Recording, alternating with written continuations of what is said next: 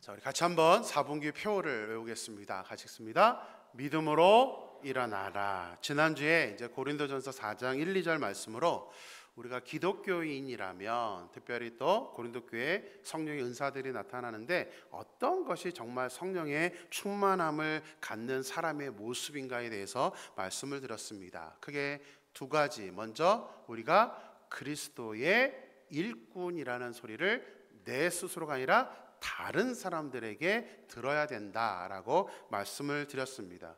누가 일꾼이라고 그랬죠? 여기 일꾼이라는 정의는 노예라는 단어입니다. 배 밑에서 평생토록 노를 저어야 되는 그런 노예. 근데 바울이 이거를 순화해서 어떻게 설명했습니까? 친히 손으로 수고하는 그런 봉사를 하는 사람을 그리스도의 일꾼이라고 말씀을 드렸습니다. 두 번째는 복음의 비밀을 맡은 사람.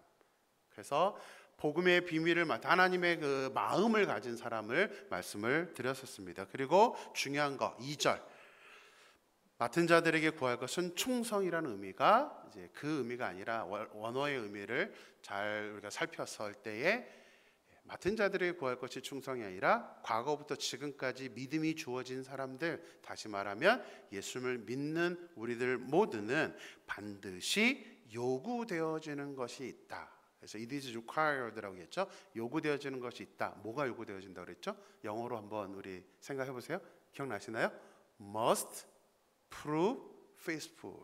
반드시 믿음을 증명해야 한다라고 말씀을 드렸습니다. 그럼 어떻게 믿음을 증명하느냐? 그게 바로 하나님의 나라는 말에 있는 게 아니라 능력에 있다. 말 잘하고 지식 많고 이건 아무 의미가 없다는 겁니다. 진정한 믿음은 말에 있지 않고 오직 행동으로 나타난다. 삶으로 믿음을 증명해야 한다라고 말씀을 드렸습니다. 저는 소망합니다. 지금 남은 3개월 사실 제가 이제 내년 목회 계획을 다 세워서 설교도 준비를 해놨는데요. 내년도 계속 저는 믿음에 대해서 설교를 하게 될 것 같습니다. 왜냐하면 우리가 그동안 믿음을 너무 잘못 알고 있는 아니면 또 그냥 지식적으로만 알고 있는 경우가 너무 많아서 믿음은 지식이 아니기 때문에 이제 계속해서 우리 교인들 한 분 한 분 저 스스로도 믿음으로 변화될 때까지 아마 제가 계속 말씀을 드리게 될 것 같습니다. 우리 같이 한번 옆 사람에게 인사했으면 좋겠습니다. 삶으로 믿음을 증명합시다. 우리 그렇게 한번 인사할까요? 옆 사람 앞뒤 사람에게 삶으로 믿음을 증명합시다.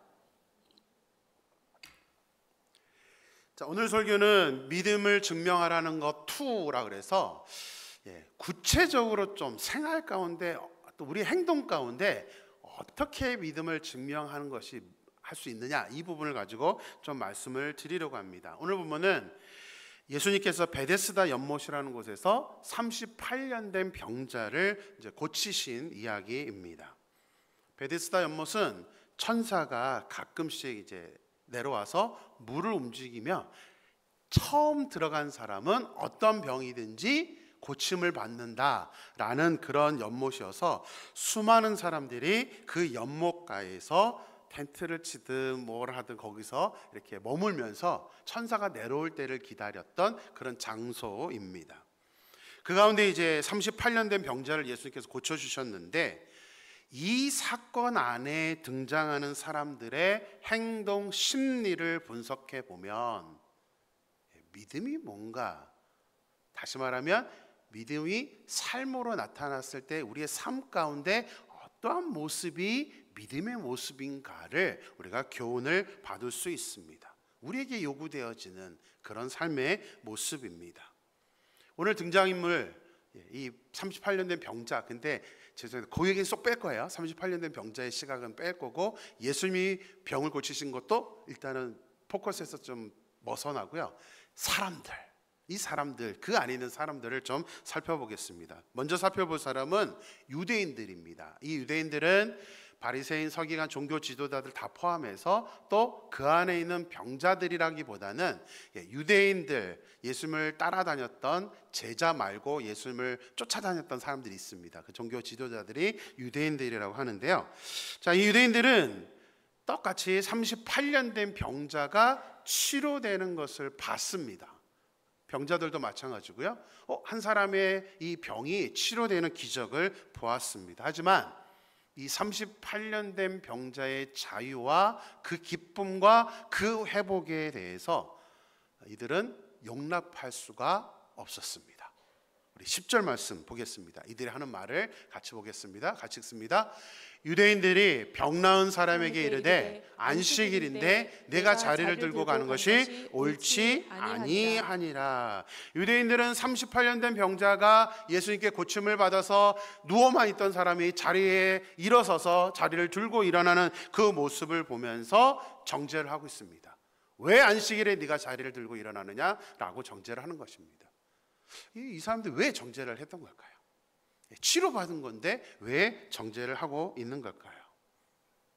우리 인간은 참 이상하게도 다른 사람들의 행복, 자유, 어떤 즐거움을 볼 때에 동조해 주기보다는 딴죽을 걸거나 정죄를 하는 경우가 많습니다. 다른 사람들의 행복을 그렇게 즐거워하지 않습니다. 그래서 그런 속담도 있죠. 아마 우리나라에만 있지 않을까 싶은데요, 여러분들도 잘 아실 겁니다. 사촌이 땅을 사면 배가 아프다. 그죠? 땅 사는데 왜 배가 아프죠? 다른 사람도 아니에요. 내 사촌이에요. 그죠? 내 친척, 내 가족이 땅을 사는데 배가 아프다. 이게 우리나라 속담으로 있는 거는 뭐예요? 보편적인 마음이라는 것이죠. 다른 사람이 하면 스캔들이고 내가 하면 로맨스다. 줄여서 내로남불. 그죠? 그러니까 다른 사람이 하면 저건 다 스캔들이야. 저 아니야, 못됐어. 근데 나는 이거 난 로맨스야 그러면서 내로남불의 시각을 사람들은 가지고 있습니다. 근데 세상 사람들만이 아니라 우리 기독교인들도 똑같습니다. 이 내로남불, 다른 사람에 대한 기준과 나에 대한 기준은 다릅니다. 나한테는 한없이 관대합니다. 근데 다른 사람들한테는 조그만 행동도 아유 저 못됐어, 저거 안 돼. 이게 이제 우리들이 가지고 있는 그런 시각입니다. 입장을 바꿔서 우리 한번 생각해 보기를 원합니다. 유대인들에게도 그렇게 질문 드리고 싶어요. 만약 유대인들이 38년 된 병자였으면 어떻게 했을 것 같습니까? 38년 동안 꼼짝도 못하고 누워 있었습니다. 근데 예수님이 오셔서 일어나 걸어라 딱 그랬을 때에 종교적인 신념도 있고 뭐 이래서 예수님 오늘 안식일이에요. 저 못 일어나요. 오늘 저 일어나면 큰일 납니다. 이럴 분들 계세요? 여러분들이 38년 된 병자 그렇게 말하시겠습니까? 저 같으면 그냥 할렐루야 하면서 일어났을 것 같아요. 지금 유대인들은 뭐가 문제입니까? 38년이나 병자가 지금 그게 치료되었다는 그 기쁨이 뭔지, 그 자유가 뭔지는 1도 생각을 안 한 겁니다. 소위 요즘 그런 말 많이 하죠. 공감 능력 상실. 공감을 하지 않는 거예요. 저 사람이 얼마나 기쁠지에 대해서 공감을 하지 않으니까 뭐 갖고 따지는, 안식일에 왜 일어나? 이러면서 지금 따지고 있다는 사실입니다. 이런 모습은 지금도 여전히 우리에게 그리고 교회 안에 나타나는 모습입니다. 누군가 막 어떤 기쁜 일이 일어나면 같이 좀 축하해주고 기뻐해야 되는데 마음 한쪽에서는 좀 안 좋은 마음, 나를 생각해서 더 그럴 수도 있습니다. 그래서 같이 즐거워해 주지 못하는 모습이 우리에게도 나타난다는 사실이죠. 특별히 상대방의 입장에서 공감을 잘 해주지 않습니다. 저 사람이 저게 지금 얼마나 기쁜 일일까를 우리가 공감하지 않습니다. 그래서 우리는 그저 교회 안에 너무 비일비재하게 나타나는 모습이 뭐냐면, 누군가에게 일어난 일들, 사건들이 그냥 내 눈에 보여지는 대로, 또 최대한 냉소적으로, 그리고 어떤 사람이 이런 말을 하더라 라는 그 목소리만 듣고 우리는 말만 듣고 판단하는 경우가 많습니다. 저는 가장 심각하게 생각하는 건 뭐냐면, 정확한 진실을 알려고 하지 않는다는 사실입니다. 팩트 체크를 안 합니다. 누가 이래, 누가 이렇다 하더래. 그러면 그 카더라 소리만 듣고 이게 사실인지 아닌지를 생각하지 않습니다. 그냥 그리고는 바로 저거 안 좋아라고 판단을 한다는 사실이죠. 이거는 사탄이 가장 좋아하고 우리 교회의 예부터 지금까지 계속 우리 안에 이렇게 충동질하는 겁니다. 절대 사실 확인하지 마. 들리는 말만 믿어. 이것이 사탄이 가장 좋아하는 일이라는 사실입니다. 그것으로만 끝나면 다행입니다. 근데 우리가 누가 가더라라는 소리를 듣게 되면 혼자만 알고 있기가 너무너무 아까워서 아주 빠르게 다른 사람에게 그 카더라를 전달합니다. 복음을 전달할 때 그렇게 빨리 한다면 얼마나 좋을까요? 그죠? 나가서 말씀 전하자 그러면 뭐 합시다. 우리 뭐 지난주도 믿음 삶으로 증명합시다. 그럼 빨리 거기 행동으로 옮기면 너무 좋을 텐데 이런 것들은 절대 안 하는데 어떤 이야기 그걸 들으면 우리는 정말 빠르게 전달을 하게 되는 것입니다. 야고보서 3장 2절 말씀 같이 한번 보겠습니다. 우리가 다 실수가 많으나 만일 말에 실수가 없는 자라면 곧 온전한 사람이라 능히 온 몸도 굴레 씌우리라. 우리가 다 본래 실수가 많은 사람입니다. 우리 각자 여러분들 정말 나는 완벽해라고 생각하시는 분들 계시나요? 성경도 의인은 한 사람도 없다라고 말씀하고 있습니다. 누구나 다 실수합니다. 누구나 다 잘못 생각할 수 있고 잘못 판단할 수 있고 잘못 이렇게 결정할 때가 있을 수 있다는 사실이죠. 근데 그렇게 실수를 하기 때문에 이 근본적인 마음을 우리가 이해해야 되는데 그 중에서도 우리가 다 실수는 하지만 하나님이 너무너무 싫어하시는 게 하나 있습니다. 그게 뭐래요? 만일 말에 실수가 없는 자라면 곧 온전한 사람이라. 하나님이 우리에게 주의 주시는 믿음의 사람이 어떤 사람인가를 얘기할 때 성경 안에서 빠지지 않는 게 뭐냐면 언어 생활입니다. 어떻게 말하고 있는가 내가. 어떻게 지금 언어 생활을 하고 있는가. 다른 사람의 마음을 공감해 주지 않고 그저 내가 보여주는 모습, 내가 들리는 카더라의 그런 말만 듣고 우리가 말한다면 그게 바로 믿음의 척도, 믿음이 있는 사람인지 없는 사람인지를 구별하는 그 기준이 된다라고 성경은 지금 말하고 있는 것입니다. 제가 이렇게 말씀드린다고 해서 아무 이의 제기나 나쁜 얘기 하지 말아라, 그것은 아닙니다. 우리는 눈에 보여지기 때문에 그 사람의 행동이 잘못되면 말을 할 수밖에 없습니다. 말을 하지 말아라. 교회는 그동안 안 좋은 얘기 또 뭔가 잘못되게 있을 때에 이의 제기를 하거나 문제 제기를 하는 것조차도 하지 못하도록 많이 막아왔습니다. 그래서 최대한 우리 지금 이러면 안 되는 거 아닙니까? 라고 말하면 마치 믿음이 없는 사람처럼, 마치 그렇게 말하면 은혜가 없는 사람처럼 그동안 해왔습니다. 근데 그런가요? 성경에 좋은 말만 하라 이런 구절이 있나요? 아닙니다. 분명히 잘못되면 그 잘못된 것을 지적하고 같이 고쳐나가는 모습이 반드시 필요하다는 사실이죠. 나쁜 얘기한다고 문제 제기한다고 그 안에 또 다른 정죄가 들어갑니다. 그거 잘못됐어. 저는 이게 오히려 교회를 병들게 한다고 생각합니다. 얘기해야죠. 뭔가 잘못되면 얘기해서 고쳐야죠. 그래야 공동체가 바뀌지 않습니까? 독재자들, 우리 정치인들 보세요. 독재하는 사람들 특징이 뭐예요? 언론 다 탄압하잖아요. 못하게 하잖아요. 언론 장악해서 자기가 좋은 것만 말하려고 하잖아요. 독재예요, 독재. 기독교는 독재가 아니잖아요. 사랑의 종교라는 것이 우리 기독교지 독재하라고 주어지는 그런 공동체가 아니라는 사실입니다. 어렸을 때부터 종종 듣게 되는 설교가 있었습니다. 여러분들도 아마 들어보셨을 것 같기는 해요. 요즘도 제가 유튜브보다 어떤 설교 듣다 보면 이걸 여전히 말씀하시는 분들이 계세요. 무슨 설교냐면 목사님 비판하면 저주를 받는다. 그래서 실제적인 병이 들었어, 나를 공격했더니 나중에 이렇게 됐어, 이런 얘기를 저도 어렸을 때 너무 많이 들었습니다. 그런데 목회자는 실수 안 하나요? 목회자 비판하면 안 되나요? 아닙니다. 해야죠. 얼마든지 실수하고 잘못 판단하고 잘못 결정할 수 있기 때문에 비판해야 됩니다. 얘기해서 고쳐야죠.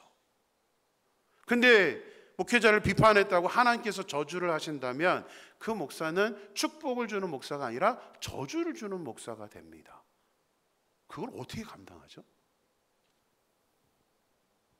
그래서 항상 저는 누누이 말씀드리자, 임마누엘 공동체는 저는 좀 여러분들이 어떤 문제가 의식이 있으면 좀 공공연하게 대화를 했으면 하는 생각이 있습니다. 이번에 재직회를 일부러 중요한 안건 이렇게만 말씀을 드렸습니다. 제가 지금 부임해서 이제 10개월 가까이 되는데 이제 내년을 준비하면서 우리 안에 여러 가지 좀 문제점들이 있는 것을 발견해서 이제 그 부분을 가지고 우리 재직회 때 토의를 하려고 합니다. 아마 재직회 때 토의한다 이런 게 경험이 없는 분들도 많을 겁니다. 근데 저는 아닙니다. 토의할 거예요. 같이 좀 머리 맞대고, 특히 재직이라는 것은 중직자들입니다. 그러면 적어도 우리 교회의 어떠한 방향들을 같이 좀 고민하고 같이 나갈 수 있어야 된다라고 저는 생각합니다. 그래서 우리 당회에서 결정해서 공개 토론을 좀 하겠다 해서 재직회를 그렇게 준비를 하게 되었습니다. 우리가 살아가면서 또 교회 신앙생활하면서 저도 역시 실수를 하고 잘못하기 때문에 저에 대해서 얼마든지 말씀하셔도 됩니다. 제발 쉬쉬하지 마시고 또 뒤에 가서 다른 사람들한테 얘기하지 마세요. 지금 뭐 이렇게 단속하려는 게 아니라 저한테 말씀을 하세요. 저한테. 그래야 제가 알잖아요. 뭘 잘못하고 있는지. 휴가 가기 전에 구역 편성을 하면서 제가 막 정말 몇 개월을 지금 고민하면서 막 이렇게 구역을 짰는데도 불구하고 실수가 나왔습니다. 그래서 제가 복귀하자마자 그 실수했던 분들, 이름이 빠지신 분들도 계시고 이름이 틀린 분도 계시고, 행정적인 이건 실수잖아요. 제가 의도적으로 한 게 아니기 때문에 그래서 제가 다 일일이 전화를 드렸습니다. 죄송하다고, 제 잘못이라고, 다 제가 편성했기 때문에 제 잘못입니다라고 그렇게 일일이 다 전화를 드렸습니다. 그리고 또 변경이 있는 분들도 제가 그냥 딱 이렇게 변경하고 공포하는 게 아니라 다 전화드려서 이렇게 바꿔도 되겠습니까? 그렇게 되는 게 서로 문제가 없이 잘 갈 수 있는 그런 건강한 공동체가 된다라고 저는 생각을 합니다.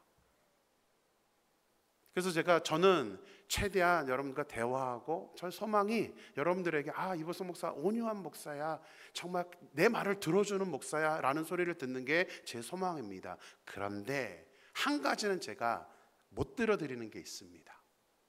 그게 뭐냐면 카더라 소리를 듣고 제가 하지도 않은 말, 제가 하지도 않은 행동을 가지고 뒤에서 얘기가 되다가 제 귀에 들어오면 저는 그 다음 액션을 취합니다. 그런 경우에는 여러분들을 연락해서 옥상으로 부를 겁니다. 우리는 옥상이 없네요. 화장실로 불러서 저는 많이 해오는데요. 꼭 삼자대면 합니다. 그분에게 어디서 들었습니까? 누구에게 들었습니까? 그러면 그분도 저는 소환합니다.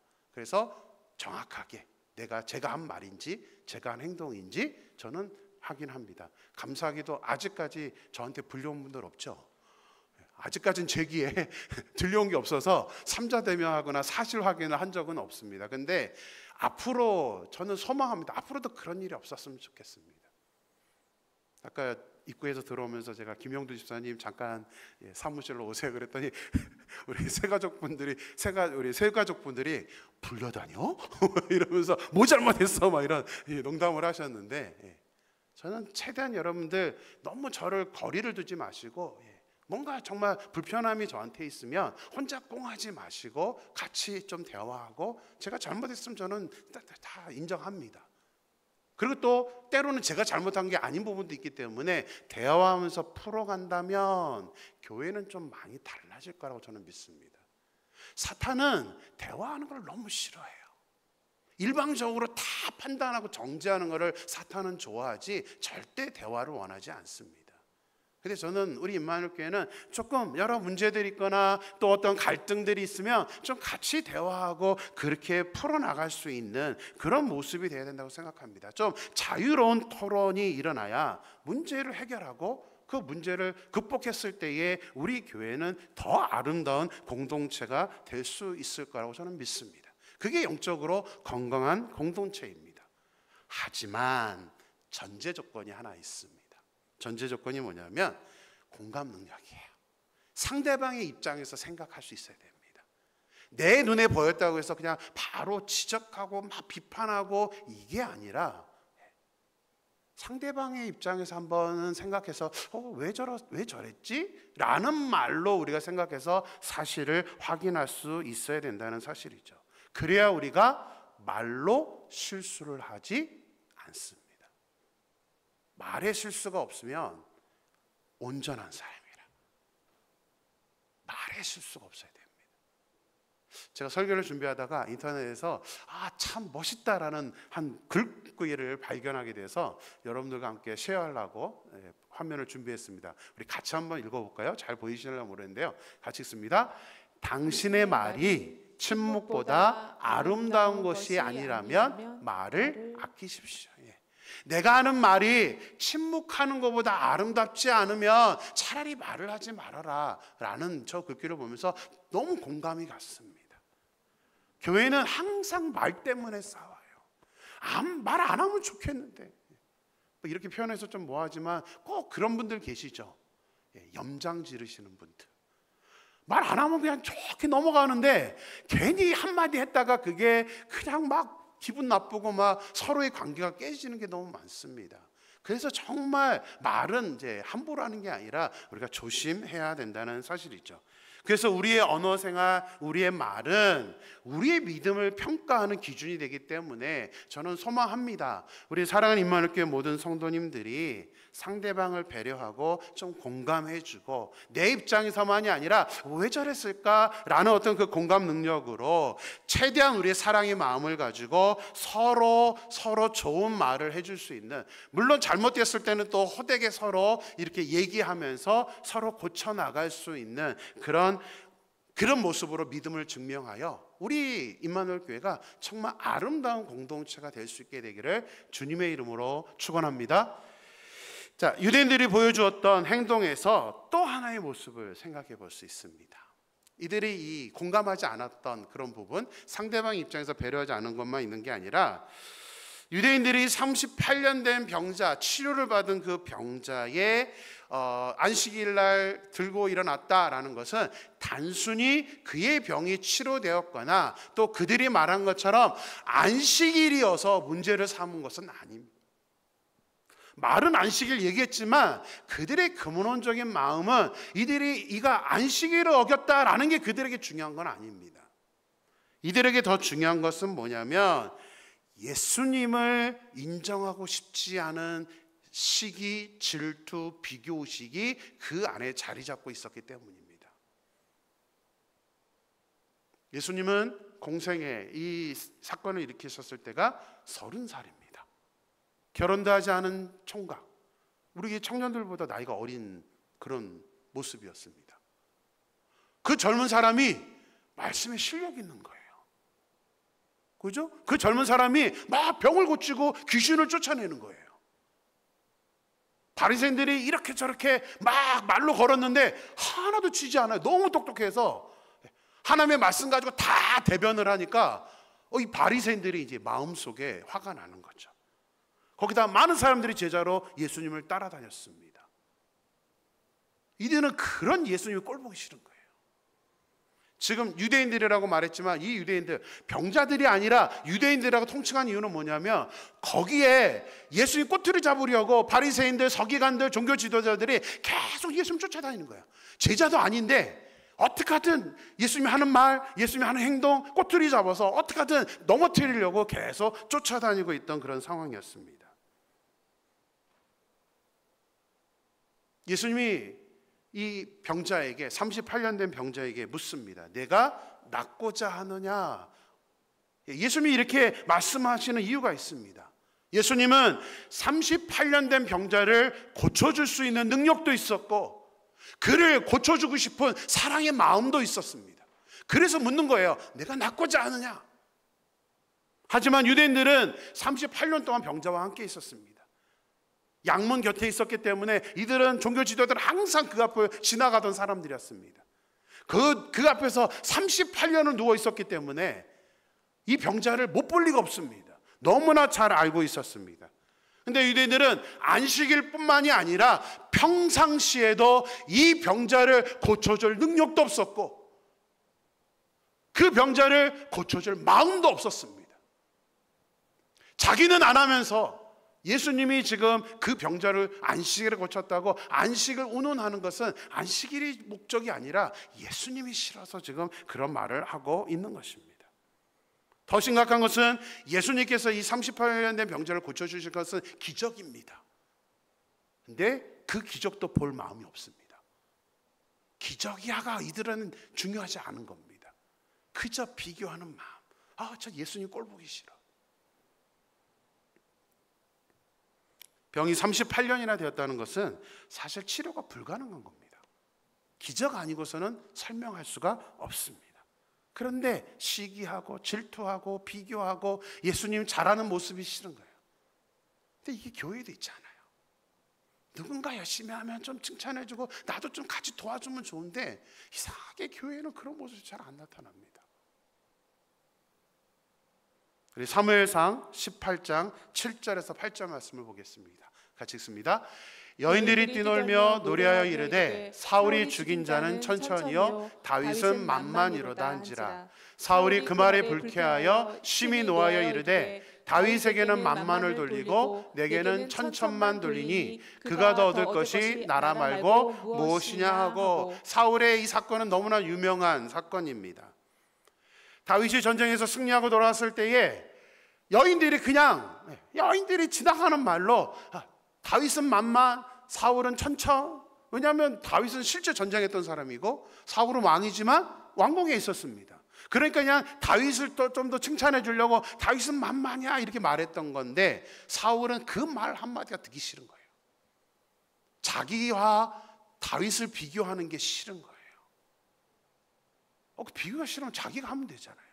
왕인데 자기는 전쟁에 나가지도 않으면서 그거 열심히 나가서 나라를 위해 승리해 준 그 다윗이 사람들한테 좀 칭찬받는다고 그게 꼴보기 싫은 거예요. 꼴보기 싫은 정도로 끝나지 않죠. 뭐라고 되어 있습니까? 사울이 그 말에 불쾌하여 심히 노하여. 이걸로 또 끝난 게 아닙니다. 이후에 우리 역사를 보면 사울은 왕으로서 해야 할 일들은 다 포기해버렸어. 안 했습니다.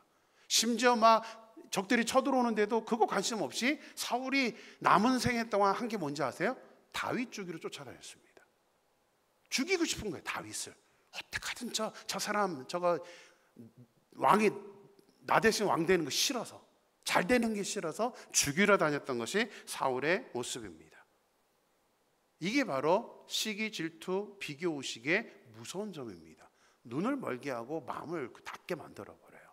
내가 지금 얼마나 부끄러운 행동하는지도 인지를 못합니다. 그게 욕심이죠. 우리 주일학교 때 불렀던 찬양이 있습니다. 아름다운 마음들이 모여서 주의 은혜 나누며. 아시죠? 너무 또 제가 딱딱하게 설교했나고 다들 그냥 아이고 힘들어 하시는 것 같아서 우리 같이 한번 동심으로 돌아가서 어제처럼 퐁퐁 뛰면서는 못하지만 우리 아름다운 마음들을 모여서 우리 같이 한번 찬양해 보겠습니다. 주일학교를 잘 나오신 분들은 이제 아주 잘 하실 것 같습니다. 같이 한번 해볼까요? 아름다운 마음들이 모여서 주의 은혜 나누며 예수님을 따라 사랑해야지. 우리 서로 사랑해. 하나님이 가르쳐준 한 가지, 내 이웃을 내 몸과 같이 사랑해요. 미움 다툼 시기 질투 버리고 우리 서로 사랑해. 주일학교에 잘 나오신 분들은 이제 사랑해요 이렇게 추임새를 같이 넣어줬습니다. 저도 주일학교 출신이라. 자, 그런데 이 아무것도 아닌 찬양 한 곡에 너무 심오한 의미가 있죠. 마지막 우리 보여지는 거, 미움, 다툼, 시기, 질투 버리고 우리 서로 사랑해.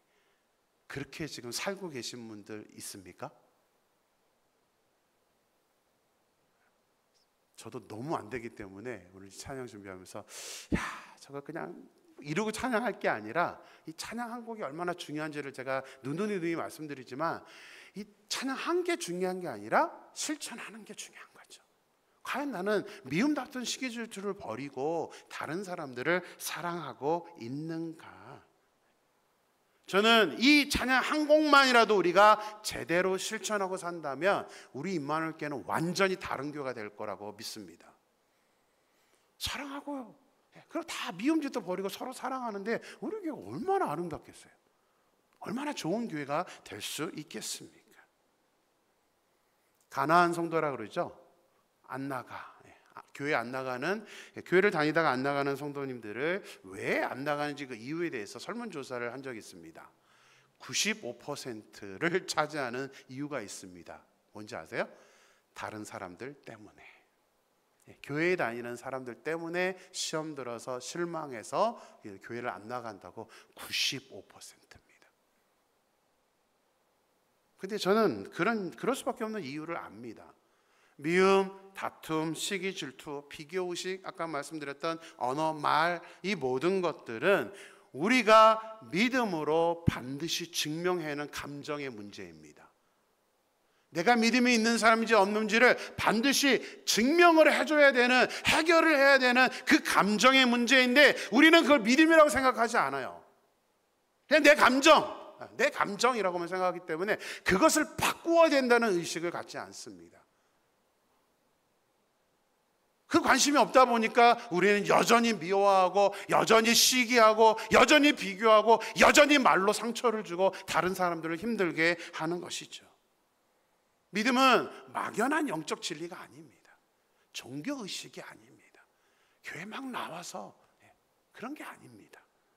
우리의 기본적인 감정들, 우리의 본능들, 누구라도 갖고 있는 그런 기본 감정이기 때문에 이것을 어떻게 잘 디벨롭 시켜갈 수 있는가, 나의 연약함을 어떻게 극복하고 이것을 좀 더 어른다운 어른, 또 그리스도인다운 그리스도인으로 이거를 변화시켜 갈 것인가에 대한 관심을 갖는 게 바로 믿음의 근본이라고 오늘 본문은 우리에게 말씀하고 있다는 사실입니다. 저는 소망합니다. 저부터도 이 감정은 우리가 함부로 못해요. 사단이 또 확 충돌질하면 우리는 그냥 순식간에 이 감정에 빠져버립니다. 그래서 내 나를 조절을 잘 못합니다. 그래서 뭐가 필요한 거예요? 믿음이 필요한 거예요. 믿음이. 하나님 믿음으로. 어제 우리 청소년 집회할 때에 찬양 가운데 우리 뒷부분 설교 위에 보니까 대부분이 다 어떤 가사였는지 아십니까? 삶으로 우리의 삶으로 믿음을 나타내 보이는 거, 삶의 자리에서. 이게 어제 청소년들 집회 때 마지막 모든 찬양 가사가 그렇게 되었습니다. 그겁니다. 우리의 삶으로 내 감정들 솔직하게 내 연약함을 고백하고 이 감정들을 믿음으로 키워나갈 수 있는 저와 여러분이 되어서 그런 모습으로 성숙된 우리 임마누엘 교회가 되어 아름다운 교회의 공동체를 우리가 함께 만들어가면서 상처 주는 공동체가 아니라, 서로 힘들게 하는 공동체가 아니라 정말 우리 서로 사랑해, 이 사랑의 공동체를 우리가 만들어갈 수 있게 되기를 주님의 이름으로 축원합니다. 자, 이제 두 번째로 살펴볼 사람은 38년 된 병자와 같이 있었던 다른 병자들입니다. 자, 이 사람들이 어떤 태도를 보였는지 7절에서 병자가 하는 말에 나와 있습니다. 우리 같이 한번 읽습니다. 병자가 대답하되 주여 물이 움직일 때에 나를 못에 넣어주는 사람이 없어 내가 가는 동안에 다른 사람이 먼저 내려가나이다. 다른 병자들, 같이 있었던 병자들은 자신들이 치료를 받기 위해서 만약에 물이 움직이면 이 38년 된 병자는 외면하고 자기가 먼저 물에 뛰어들었습니다. 도와주지를 않은 거죠. 이 병자들 중에는 어떤 사람도 있냐면 이미 그렇게 실질적으로 병이 치료됐는지 성경은 이제 말하지는 않지만 치료됐으니까 이런 말이 나오겠죠. 그럼 물에 치료되었다가 또 정상인으로 돌아간 사람도 있었을 것입니다. 그 옆에 있던 병자들, 또 치료를 받던 사람들, 그 어느 누구 하나도 돌아와서 이 38년 된 병자를 도와줬던 사람이 없습니다. 그러니까 38년 동안 누워만 있었던 것이죠. 그 옆에 있던 병자들은 이 38년 된 병자들보다는 양호했습니다. 왜냐하면 그들은 적어도 뭐는 할 수 있죠? 물까지 갈 수는 있습니다.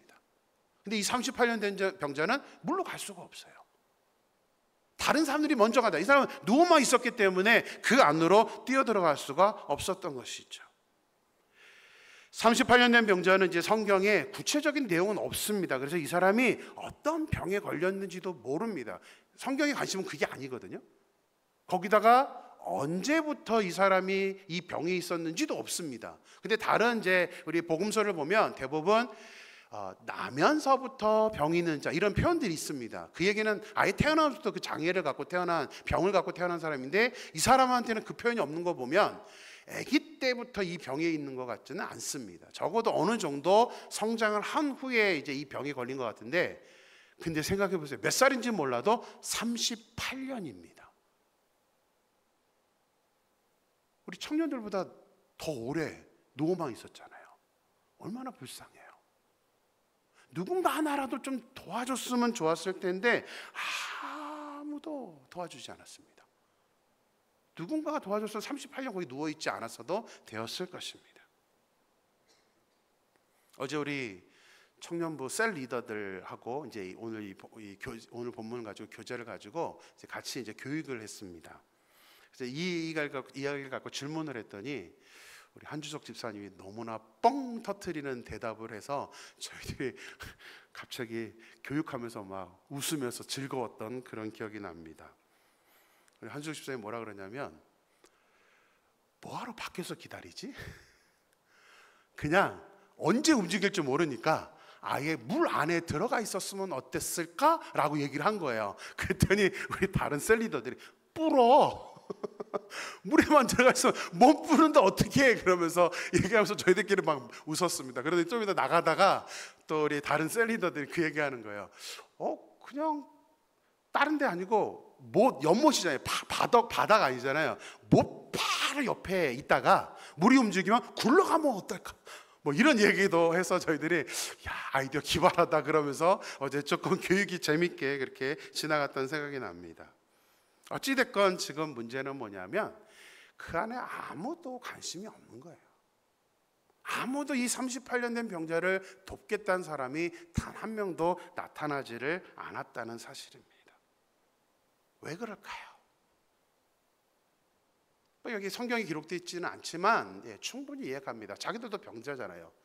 나도 병자고 나도 어려운데 굳이 왜 도와야 돼? 이것도 속담으로 이런 말도 있죠. 아시나요? 내 코가 석자, 그죠? 내 코가 석자인데 누굴 도와? 이게 사실은 일반 사람들이 갖고 있는 생각이고 우리 기독교인들도 갖고 있는 생각입니다. 나도 힘든데 뭐 굳이 왜 도와야 되죠? 나도 어려운데, 나 너무 바쁜데 굳이 왜 도와야 됩니까? 이렇게 생각합니다. 근데 제가 설교를 하다가 내 코가 석자라는 속담이 무슨 의미일까 뜬금없이 궁금해졌습니다. 한 번도 생각해 본 적이 없거든요. 말은 많이 쓰는데 내 코가 석자, 내 코가 석자. 석자가 얼마나 되는지 아세요? 한 자가 30cm입니다. 그럼 석자면 90cm, 그죠? 코가 90cm인 분 계시나요? 무슨 의미죠? 내 코가 석자?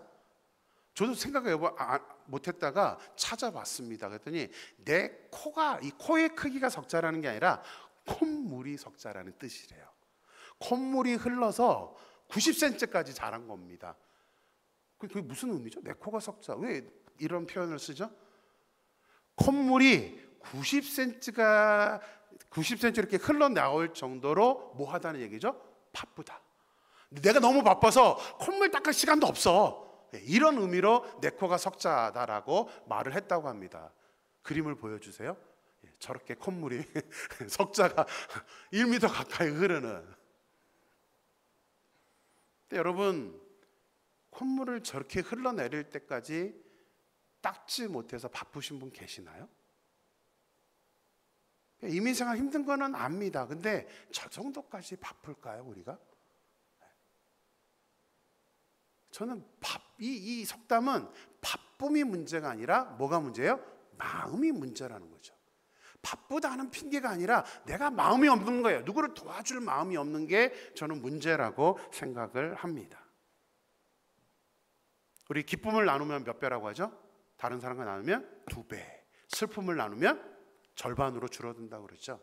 잘 알고 계시잖아요.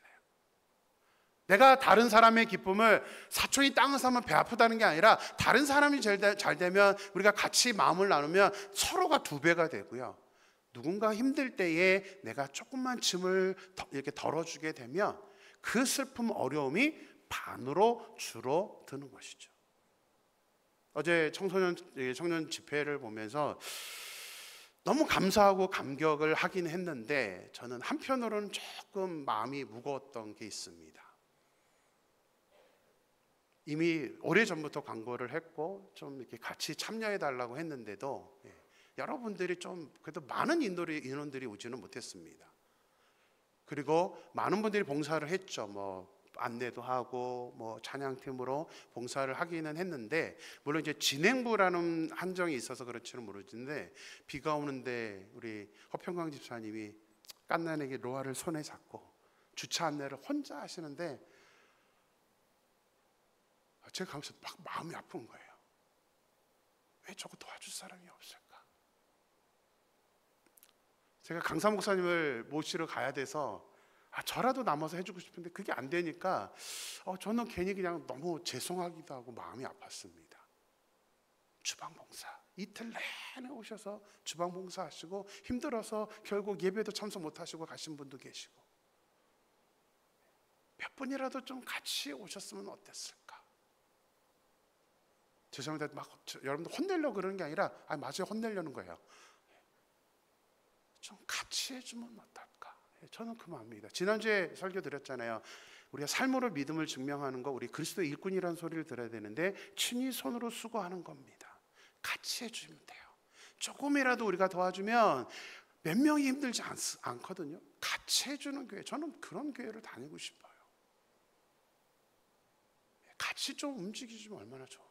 그래도 또 그 가운데도 감사했던 게 뭐냐면, 그동안 이 어떤 행사 있으면 동영상 만드는 게 이제 좀 어려웠습니다. 그래서 막 나누기도 하고 그랬었는데, 어째 뜬금없이 최근에 우리 교회에 등록한 청년이 있습니다. 이제 지난주에 우리 의논하면서 이번 행사 때 누가 카메라를 좀 찍어, 이제 이상욱 목사님이 계속 이 뒤에서 음향을 만져주고 하다 보니까 사진을 좀 찍어줄 사람이 필요했었습니다.